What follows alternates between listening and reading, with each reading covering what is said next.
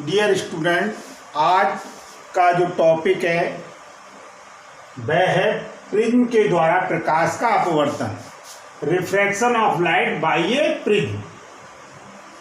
तो देखिए, अपवर्तन की घटना क्या होती है इसके बारे में आप लोग जानते हैं।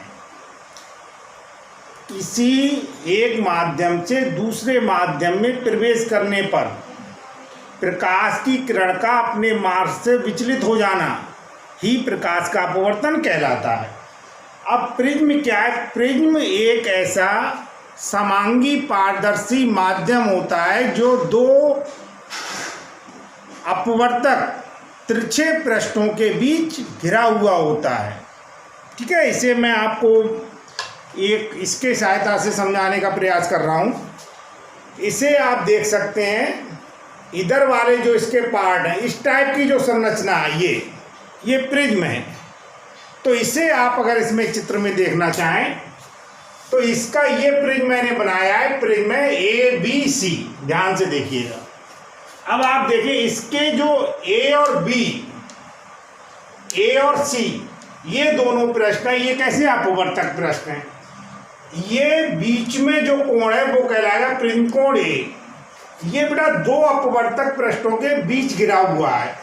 समांगी पारदर्शी माध्यम के उदाहरण के रूप में समझ लें, जैसे क्या होता है, कांच। अब आप यहां पर ध्यान दीजिए, यहां पर प्रकाश का अपवर्तन दो बार होगा। एक बार प्रकाश की किरण आप समझ रहे हैं, सबसे पहले प्रकाश की किरण वायु से कांच में जाएगी, एक बार अपवर्तन, और दोबारा प्रकाश की जो किरण है वो कांच से वायु में आएगी, तो एक बार फिर से अपवर्तन होगा। तो सबसे पहले PE जो है, PE ये है आपकी आपतित किरण। हमने लिख दिया PE क्या है, आपतित किरण है। तो आपतित किरण जब वायु से कांच में जाती है तो आप समझ रहे हैं विरल माध्यम से किस में जा रही है, सघन माध्यम में जा रही है। तो ये आपतन बिंदु हो गया, इस पर हमने एक अवलंब बना दिया एंड डैश। अब विरल माध्यम से सघन माध्यम में जाने पर प्रकाश की जो किरण है वो अवलंब की ओर झुक जाती है। तो ये डायरेक्शन है आपतित किरण की।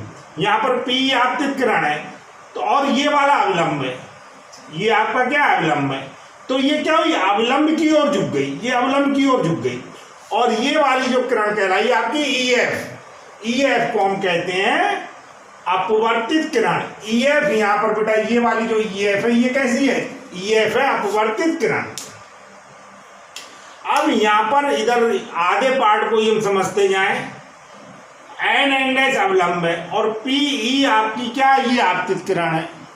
तो ये जो कोण हो गया, ये वाला कोण अवलंब और आपतित किरण के बीच में, ये हो गया स्मॉल आई यहाँ पर हो गया आपतन कोण। इसी प्रकार से ये अपवर्तित किरण है और ये है अवलंब, इनके बीच का जो कोण हो गया वो आपका हो गया स्मॉल r, जिसे हम क्या कहते हैं, अपवर्तन कोण कहते हैं।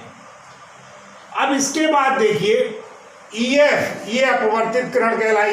अब प्रकाश की जो किरण है, प्रकाश की किरण कांच से प्रवेश किसमें करेगी, वायु में, यानी सघन माध्यम से किसमें जाएगी, विरल माध्यम में जाएगी। तो देखो बेटा यहाँ पर देखिए, फिर हमने एक पुनः अवलंब बनाया जिसका हमने नाम रख दिया P डैश। अब मैंने, आप जानते हैं, जानकारी में आपकी है, ये जो एंगल ऊपर दिखा रहे हैं और ये एंगल दिखा रहे हैं, ये क्या हो गए, 90 हो गए, क्योंकि हमने तल पर क्या बनाया, अवलंब बनाया है। तो प्रकाश की किरण जब सघन माध्यम से विरल माध्यम में जाती है, यहाँ पर कांच से जब ये वायु में जाती है, तो आपको पता है अवलंब से क्या होती है, दूर हट जाती है। आज समझने का प्रयास करें, ये किरण का ये मार्ग है और ये अवलंब से क्या हुई, दूर हट गई, और अवलंब से दूर हटने के बाद ये FS के रूप में बाहर निकली। तो FS हमारी क्या है, निर्गत किरण। तो PE कहलाई आपतित किरण, EF कहलाई अपवर्तित किरण और FS कहलाई निर्गत किरण। अब यहाँ पर अवलंब और निर्गत किरण के बीच का जो कोण है, ये कोण है आपका स्मॉल ई। तो स्मॉल ई यहाँ पर क्या होगा, निर्गत कोण, और डेल्टा, इसे जो प्रिज्म का कोण है जिसे हम कहते हैं A यहाँ पर क्या है, प्रिज्म का कोण है। अब आप देखिए, अगर हम आपतित किरण पीई को आगे बढ़ाएं और निर्गत किरण एफएस को पीछे हटाएं तो इनके बीच बनने वाला जो कोण है ये कोण कहलाता है विचलन कोण। और इस विचलन कोण को हम क्या मान लेते हैं? डेल्टा मान लेते हैं। इस प्रकार से मैंने आपको समझा दिया कि किस प्रकार से कांच के प्रिज्म के द्वारा, या हम कह सकते हैं प्रिज्म के द्वारा, प्रकाश का अपवर्तन होता है। अब इसमें आगे क्लास में आप पढ़ेंगे 10th में एक फार्मूला मैं आपको बता रहा हूँ, केवल आपकी मेमोरी के लिए ध्यान रखिए। अगर हम प्रिज्म के पदार्थ का अपवर्तन निकालना चाहें तो स्नेल का नियम लगाते हैं, n बराबर होता है sine I upon sine R, और ये n बराबर आता है sine a plus delta m by 2 sine a by 2। Delta m जो है, डेल्टा को हमने विचलन कोण माना, यहाँ पे डेल्टा m है जो, ये कहलाता है न्यूनतम विचलन कोण या अधिकतम विचलन कोण। इसको डेरिवेशन को आप आगे क्लासेस में पढ़ेंगे।